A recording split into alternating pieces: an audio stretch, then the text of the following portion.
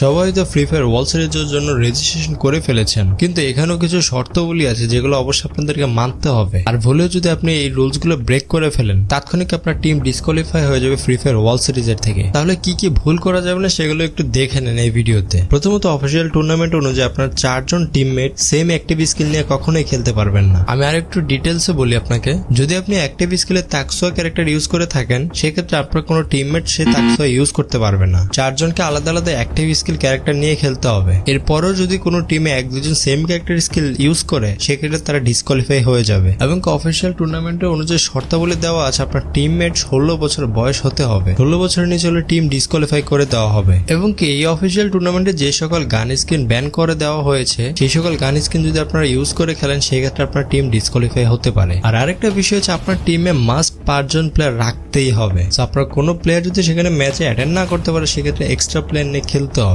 এই জিনিসগুলো যদি আপনারা খেয়াল না করে থাকেন, সেই ক্ষেত্রে হচ্ছে টিম ডিসকোয়ালিফাই হওয়ার চান্স অনেক বেশি আপনাদের।